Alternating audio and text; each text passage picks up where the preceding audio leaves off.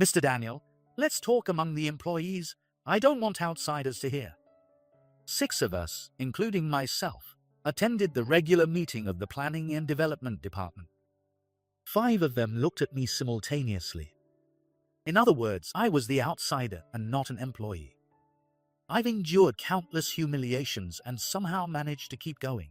But this is just getting ridiculous. If the current members of the Planning and Development Office all find me annoying, then it's a painful situation. Understood? I'll leave the rest to you employees. I walked out into the hallway.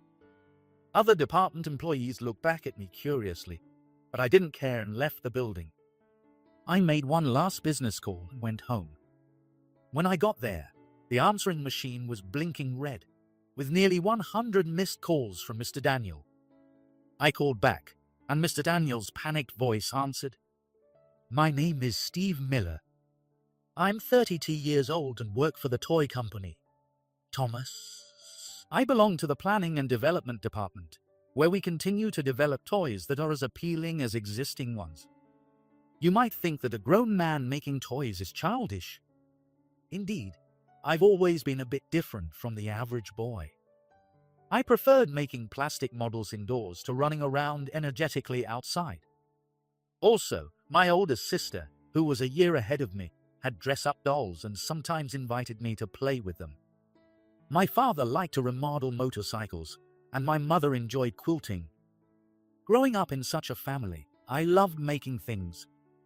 I studied sculpture in the art department at university, and immediately after graduation, I joined the toy company, Thomas. I was fortunate to be assigned to the Planning and Development Department, which was my hope from early on. Thomas is one of the leading toy companies in Japan, specializing in dolls and figurines. Especially with dolls, we aim to create products that can withstand the aesthetic sense of adults, not just children. When I joined, Thomas had a high interest in toys for adults. The idea is that toys can be a source of healing and joy for adults, not just children.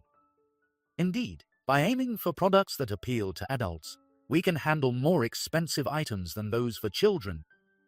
In such a trend, I created a doll close to a robot using AI called Mossy, and recently won the Special Toy Award. This award is given to toys recognized as excellent worldwide, with judging held once a year. There were many competitors, and when I was informed that I made it to the finals, I felt that was enough. Surprisingly, many judges recognized my work, and I was able to win the grand prize. At Thomas, other employees in the Planning and Development Department were also aiming for awards. By receiving the Special Toy Award, my salary skyrocketed, and I quickly became a standout in the department. A grand award ceremony was held, and I stood center stage to receive the trophy. It was the brightest day of my life. However, as a result, I became isolated, and other department members started ignoring and harassing me. They proceeded as if I didn't exist, and my opinions were not considered. I had no choice but to work alone. Every day, I wished I hadn't won the award, if this was the loneliness I'd face. The head of my department is Daniel Davis, a 45-year-old graduate of a famous university. He's recognized in the company as a man of ideas. He married a woman from the accounting department at 35, and they now have one child. He studied mechanical engineering in college, joined Thomas, believing that robots would become household toys, and quickly climbed the ranks. 2 years ago, he became the head of the Planning and Development Department. He is extremely dedicated to his work and handles daily overtime with ease. However, when the boss works late, it's hard for us subordinates to say, "I want to leave early." In the end, we had to work overtime too, and fatigue built up. In that sense, he's not a very likable boss. But there are those who try to curry favor with Daniel to get ahead. There are 6 employees in the Planning and Development Department, including me. The others get along well and work in harmony. However, when I try to join in, they scatter like spiders, and no one is left around. The one who created this atmosphere was Daniel. To gain his favor, you had to act as he wanted. Excluding Daniel and me, there are 4 members in the department. One of them, David Brown, tries to get close to Daniel and sees me as a rival. The other 3 seem to spend their days watching the faces of Daniel and David. David is an elite graduate of a famous national university and studied robotics. He was assigned to the planning and development department because of his skills, but he doesn't seem very passionate about toys. David wanted to make a mark immediately after joining and planned to submit his toy to the Special Toy Award. However, I had already won the grand prize in his specialty, robotic toys, and his work was treated as a second-rate copy of mine, which greatly hurt his pride. So, David would nitpick my words and mock me along with Daniel. With his obedient follower David, Daniel's attitude toward me worsened. The other 3 members looked apologetic, but turned a blind eye to the harassment from David and Daniel. I gradually became depressed about going to work and started to deeply consider if this was the right path for me. At that time, the executive director of Thomas was deeply impressed after visiting an exhibition by doll artist Lisa Williams. The dolls made by Lisa, called Lisa dolls, were traded at high prices. The executive director decided to collaborate with Lisa Williams to create affordable Lisa dolls for everyone. Our planning and development department quickly got to work. During a regular meeting about Lisa dolls, I and the other 3 were waiting in the usual development room when Daniel and David came in, chatting. Daniel, with a cheerful smile, said, "Sorry to keep you waiting," and took his seat. David sat next to Daniel, also with an unnervingly bright smile. Following Daniel and David, the other 3 and I took our seats and prepared to start the meeting. Then, David glanced at me, turned to Daniel, and made a shocking statement. "Mr. Daniel, let's talk among the employees. I don't want outsiders to hear." At David's words, the 4 of them looked at me simultaneously. At first, I didn't understand what it meant, but I gradually grasped the situation. In other words, I was the outsider, not an employee. I hadn't intended to quit, but it was true that I felt limited in this company and had been researching small toy companies lately. They might have thought this was part of job hunting. However, I never imagined I would be treated as no longer an employee. For something like that, I've endured countless humiliations and somehow managed to keep going, but everything seems ridiculous now. Even though Daniel and David were leading, the other 3 didn't try to defend me. It meant I was unnecessary to this company. Understood. I'll leave the rest to you employees. I walked out into the hallway. Other department employees looked back at me curiously, but I didn't care and left the building. I'll mail my resignation letter tomorrow. I'm sure it will be accepted without any issues. I looked up at the high sky, lost in thought for a while, but then remembered that there was someone I absolutely had to contact. I took out my smartphone and made a call, leaving a message that I had quit. Thomas. Feeling refreshed, I relaxed at a nearby cafe and then enjoyed a movie at a small theater, returning home late at night. When I got back, the answering machine was blinking red, with nearly 100 missed calls from the boss. I called back, and a panicked Daniel answered. "What did you tell Lisa? She just called and said she wants to cancel our collaboration." I hadn't said anything bad about the other employees to Lisa Williams. In fact, the reason doll artist Lisa joined our project was out of gratitude to me. So, who is Lisa Williams? Lisa is a famous doll artist who creates one-of-a-kind porcelain dolls called Lisa dolls. The sizes vary, but a doll about 24 inches tall can be priced close to $10,000 and sells out immediately upon release. She keeps her age a mystery and, combined with her unique aura, is extremely popular, especially among young women. Owning a Lisa doll is a status symbol for doll enthusiasts. Since the dolls are expensive, only a few can afford them, and most fans content themselves with photo books of her creations. The Lisa dolls in the photo books have an almost divine presence. and despite the publishing downturn, the books go through multiple reprints. I was the one who persuaded Lisa, who only made porcelain dolls, to allow the production of soft vinyl dolls. I was the one who gave the executive director the tickets to Lisa Williams's exhibition. And I was also at the center of all subsequent interactions. I met Lisa 10 years ago when her Lisa dolls weren't selling at all. I was impressed by her worldview at an exhibition I visited by chance and decided to feature Lisa dolls in my graduation thesis. I contacted Lisa many times while writing my thesis, and we developed a close friendship. The completed thesis became a bit of a sensation at the university.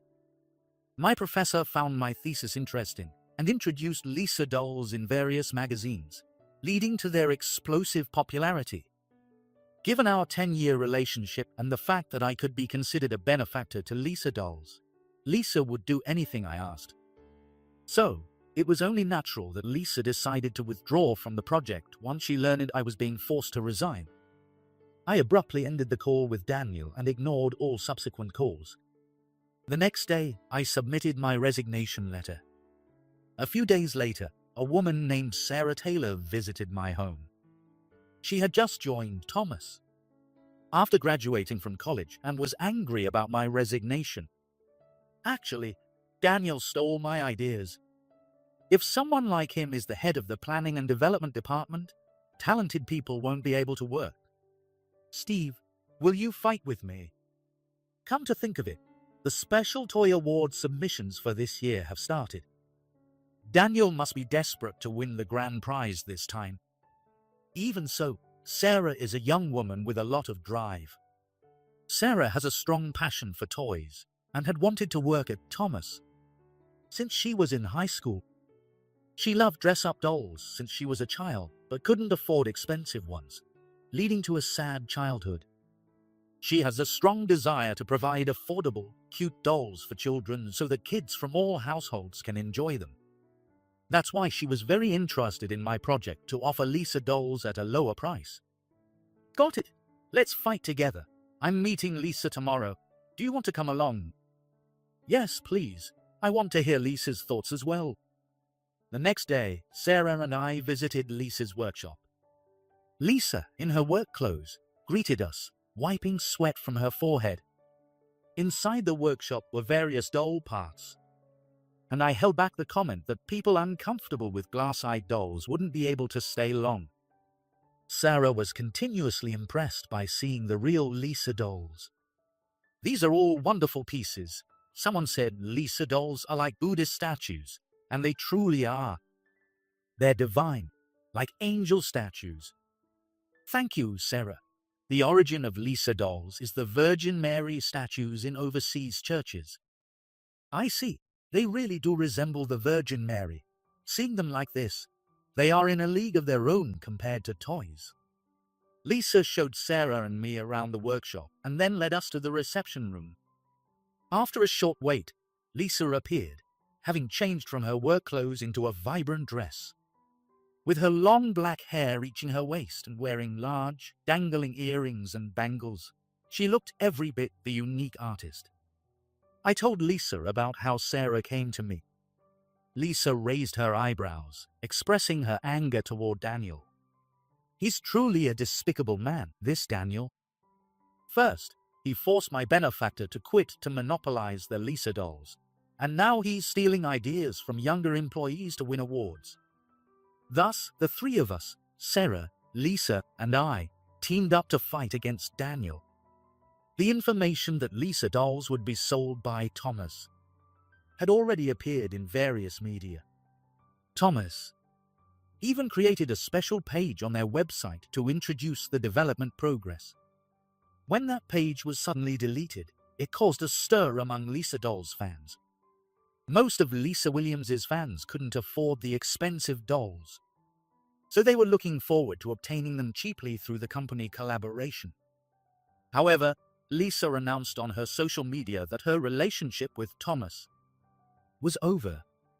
Recently, collaborations between creative works and big companies had led to various unfortunate events, distorting the original spirit. Lisa explained that she had felt significant anxiety about releasing her work under the Thomas name. There was a benefactor who made me famous, and I agreed to the collaboration because he was leading the project. But he was fired. I'm worried about collaborating with such a company. The story of my unfair dismissal spread within Thomas, putting Daniel in a difficult position within the company. Furthermore, Sarah reported to the higher-ups that Daniel had stolen her idea. Sarah's idea was for a doll that children could carry anywhere as a good luck charm. It was about 8 inches tall, but could be folded to fit into a child's small pocket. Sarah mentioned that she was very tearful and lonely as a child. One day, her mother fell ill, and she had to stay with her aunt for a while. Her mother gave her a doll, saying it would take her place, and Sarah still treasures it. During the days without her mother, that doll was her comfort, although it was a bit too large to carry around easily. She always wished it could fit in her pocket, so she could always have it with her.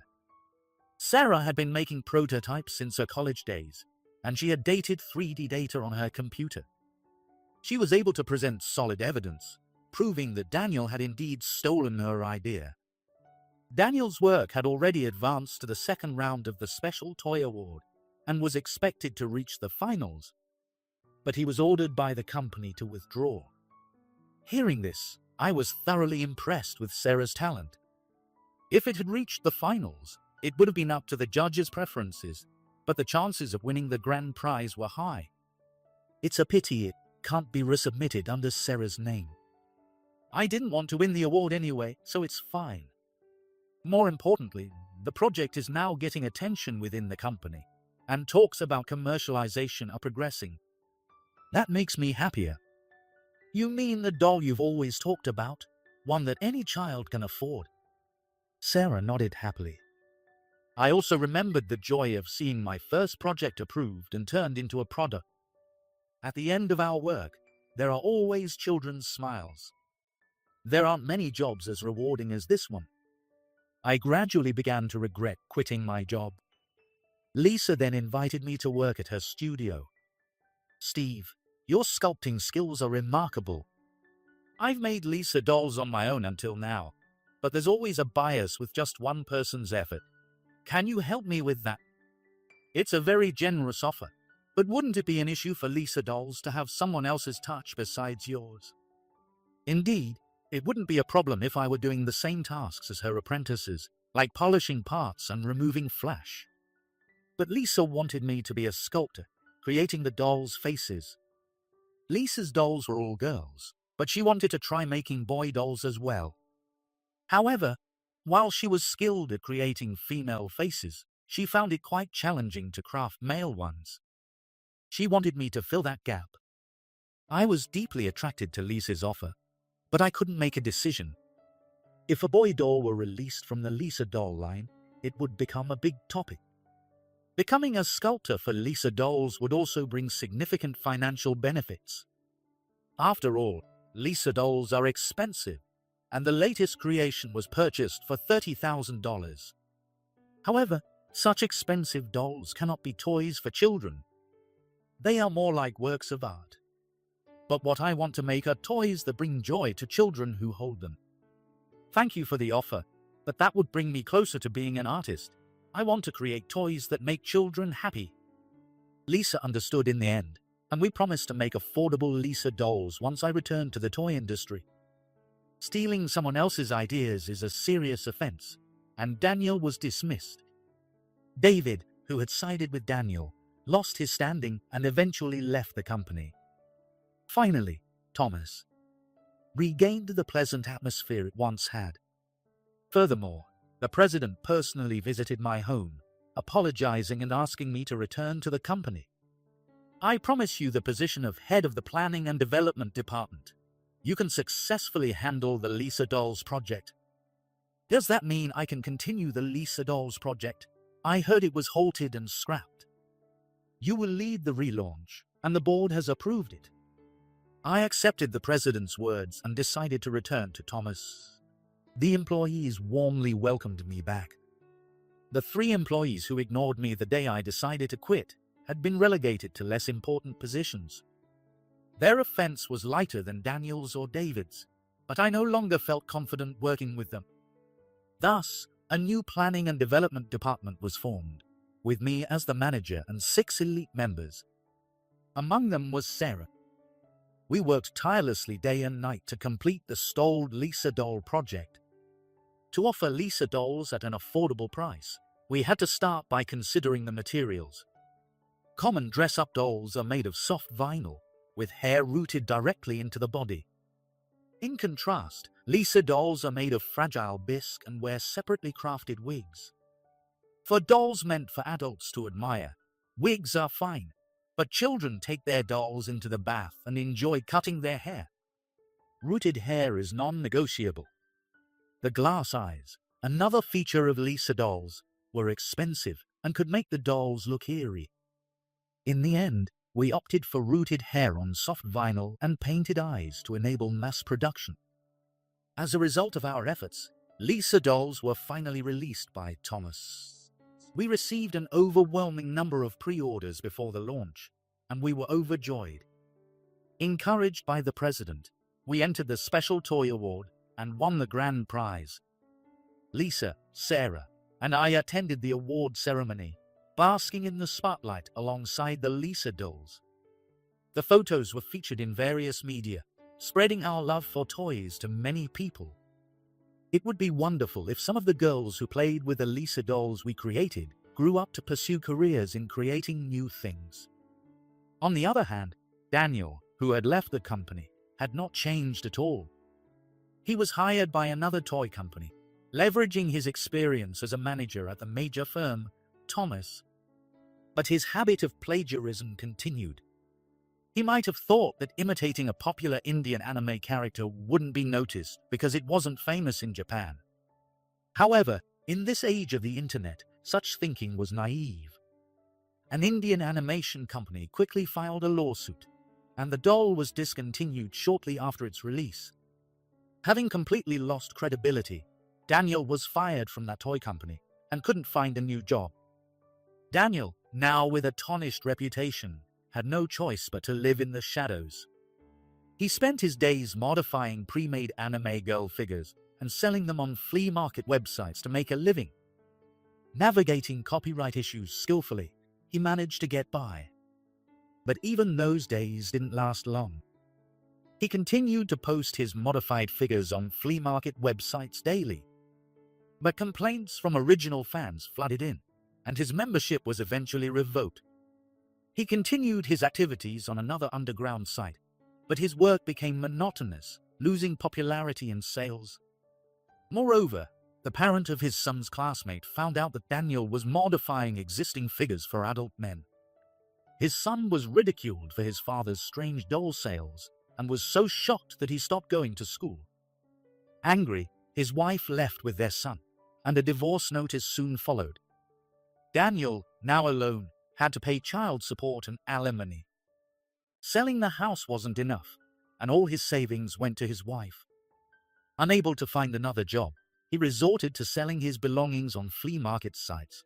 But his life became increasingly difficult. With no furniture or appliances left, Daniel moved into a small apartment and now survives by doing day labor. Meanwhile, back at Thomas, I am enjoying fulfilling days as the head of the planning and development department. Working while imagining the smiles of children is incredibly enjoyable. My subordinates respect me sincerely, and we all work with the same mindset.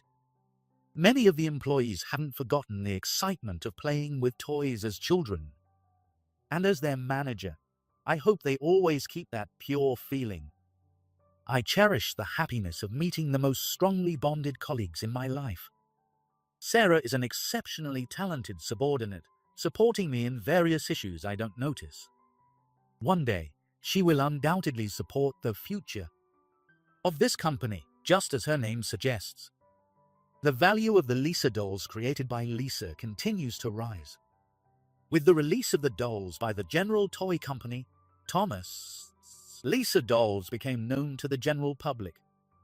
Some wealthy individuals considered purchasing them, anticipating that owning one would increase its value. The long-struggled creation of the boy doll is also progressing, and an exhibition will be held at an art museum soon. It's deeply moving to think that Lisa dolls are finally entering the field of art. Working with us has inspired Lisa to explore using more durable and child-friendly materials. Her primary advisor is Sarah, and the two have become close both professionally and personally. I'm convinced that in a few years, Sarah and Lisa will co-develop a doll and submit it to the Special Toy Award, surely winning the grand prize.